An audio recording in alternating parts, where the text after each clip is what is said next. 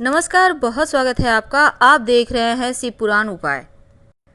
अगर आप हमसे अभी अभी जुड़े हैं तो प्लीज़ चैनल को सब्सक्राइब कर लें और पसंद आए तो वीडियो को लाइक करें। कमेंट में हर हर महादेव जरूर लिखें। नवरात्र के दिनों में छोटी कन्याओं को माँ का स्वरूप मानकर पूजने की परंपरा बहुत पुरानी है। जय माता दी। नवरात्र के 9 दिनों में कन्या पूजन का विशेष महत्व है। 2 वर्ष से लेकर 5 वर्ष तक छोटी कन्याओं का पूजन का विशेष महत्व है। वैसे तो 11 वर्ष तक की कन्या का पूजा होता है। तो 9 दिनों तक इन नन्ही कन्याओं को अगर आप सुंदर उपहार देकर इनका दिल जीत लेते हैं तो इनके माध्यम से नौ दुर्गा को भी प्रसन्न किया जा सकता है। पुराणों की अगर हम माने तो 9 दिनों तक कन्याओं को विशेष प्रकार की वस्तु भेंट देने का विधान है। लेकिन उसके पहले एक और बात जान लें। नवरात्रि सौंदर्य का पर्व है। नवरात्र यानी उमंग, खिलखिल जाने का पर्व, यानी एकदम से खुशियां आने का पर्व है। 9 दिनों तक दैवीय शक्ति मनुष्य लोक के भ्रमण के लिए आती हैं और माँ दुर्गा का चूंकि पृथ्वी लोक मायका है तो वो मायका आती हैं और इन दिनों की गई पूजा उपासना से देवी भक्तों पर प्रसन्न होती हैं। लेकिन अगर हम पुराणों की माने तो मात्र श्लोक का पाठ करने से, मंत्र जप करने से, उपवास करने से, हवन से देवी को प्रसन्न आप नहीं कर सकते, बल्कि अगर आप नन्ही कन्याओं का पूजन करते हैं, उनको प्रसन्न कर सकते हैं, उनका आशीर्वाद ले लेते हैं, तो फिर माता रानी को आप आसानी से मना सकते हैं। आज हम आपको सिर्फ यही नहीं बताएंगे कि कौन सी तिथि को क्या भेंट करें, बल्कि आज हम ये भी बताएंगे कि उन नन्ही कन्याओं का आशीर्वाद प्राप्त करने के लिए आप कैसे और क्या करें। देखिए, 9 दिन माँ के 9 अलग अलग स्वरूपों की पूजा होती है और कन्या जो है, छोटी कन्या, वो माँ के हर स्वरूप इनमें निवास करती है।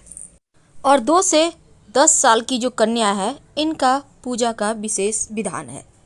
शास्त्र कहता है कि जन्म का 1 वर्ष बीतने के पश्चात कन्या को कुंवारी की संज्ञा दी जाती है।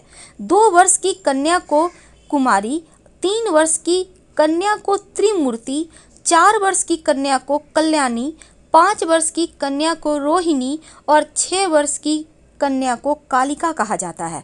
7 वर्ष की कन्या को चंडिका और 8 वर्ष को सांभवी, 9 वर्ष की कन्या को दुर्गा और 10 वर्ष की कन्या को सुभद्रा माना जाता है।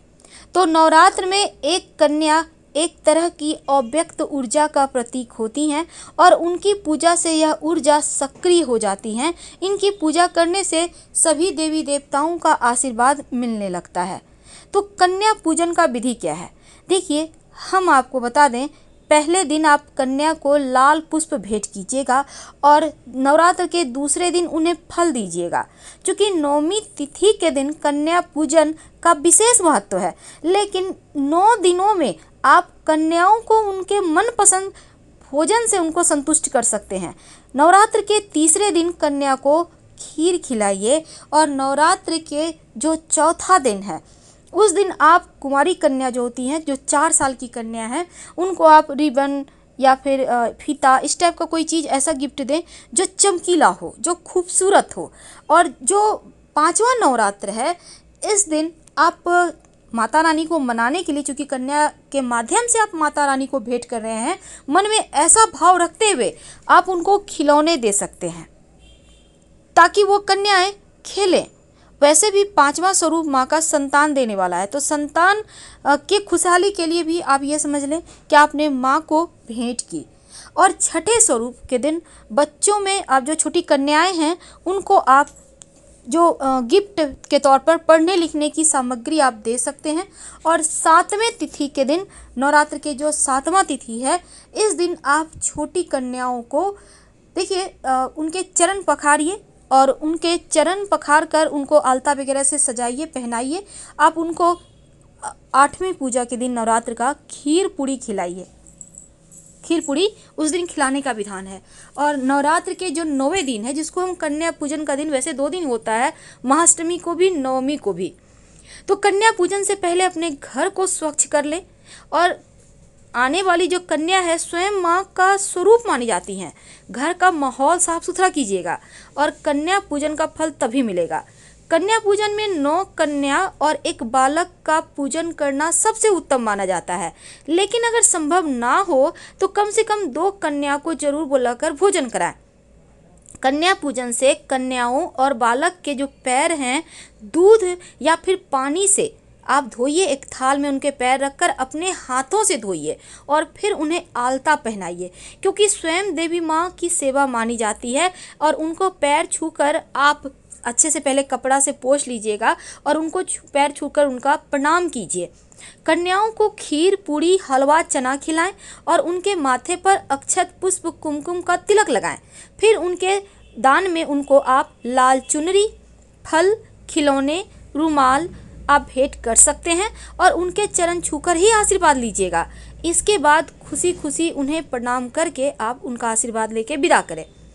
तो इस तरह से नवरात्र के व्रत का पूर्ण फल मिलता है जब आप छोटी कन्या को इस तरह से पूजा करते हैं, उनको मनाते हैं।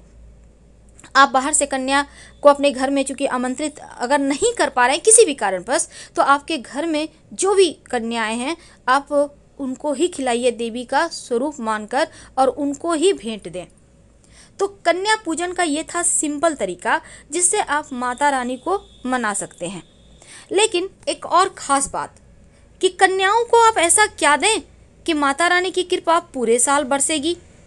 देखिए, सबसे पहली बात तो जब आप कन्या पूजन कीजिएगा ना तो एक दिन पहले ही उनको निमंत्रण दीजिएगा। अब ये नहीं कि हड़बड़ में आप बुला रहे हैं सबको, कोई आ नहीं रहा, ऐसा नहीं कीजिए। पहले से निमंत्रण दीजिए और फिर निमंत्रण जब देने जाइएगा तो उनको सम्मान के साथ बोलिए कि आप हमारे यहाँ आइएगा।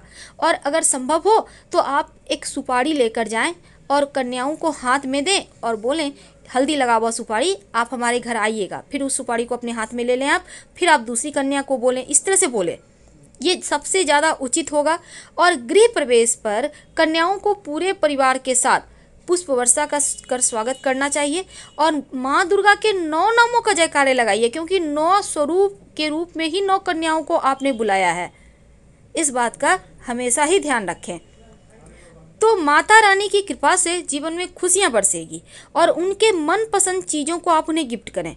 जैसे खिलौने वगैरह भी आप दे सकते हैं, लेकिन कांच की कोई वस्तु मत दीजिएगा, इस बात का ध्यान रखिएगा।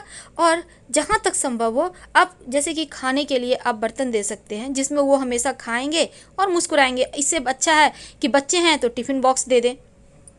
आप थर्मस वाटर बोतल दे सकते हैं जिससे कि बच्चे उसको यूज करें, ऐसा वस्तु ना दें कि वो पड़ा रह जाए। रुमाल वगैरह भी दे सकते हैं, चुंदरी दे सकते हैं। तो कन्याओं को मनाइए, वो जितना ज़्यादा खुश होंगी ना उतना ज़्यादा आपके जीवन में परेशानियां समाप्त होगी, जल्दी समाप्त होगी। तो जो 2 साल की कन्या है उनके पूजन से दुख और दरिद्रता का नाश होता है। 3 साल की कन्या पूजन से पूरा परिवार का कल्याण होता है। 4 साल की कन्या का पूजन से सुख समृद्धि आता है और 5 साल की कन्या पूजन से व्यक्ति निरोगी होता है। 6 साल की कन्या पूजन से ज्ञान, बुद्धि, यश बढ़ता है। 7 साल की कन्या पूजन से सुख, ऐश्वर्य बढ़ता है और 8 साल की कन्या पूजन से विजय की प्राप्ति होती है। 9 साल की कन्या पूजन से जीवन की समस्त बाधाएं समाप्त हो जाती है, जीवन में खुशियाँ लौट आती है। तो 9वीं तिथि वाले दिन आप पूजा पाठ समाप्त करके दुर्गा सप्तशती का पाठ करने के बाद भोग लगाएं, फिर कन्याओं को भोजन कराइएगा। और कन्या पूजन विशेष रूप से फलदायी माना जाता है, इसीलिए जरूर करें, उनको मनाएं, उनका आशीर्वाद बहुत मायने रखता है। और आपके घर के आसपास जो भी छोटी कन्या है उनको प्यार दें, उनको टॉफ़ी वगैरह बीच बीच में देते रहें। इससे आपका शुक्र भी बेहतर होता है और शुक्र से ही जीवन में सुख समृद्धि बढ़ती है, खुशियाँ आती हैं। धन्यवाद, फिर मिलेंगे।